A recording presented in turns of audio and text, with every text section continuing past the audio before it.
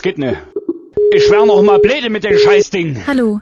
Scheiße Sie sind mit dem hier. Skype-Testservice verbunden. Nicht klar? Nach dem Ton haben Sie die Möglichkeit, eine Nachricht zu hinterlassen, die Sie anschließend abhören können.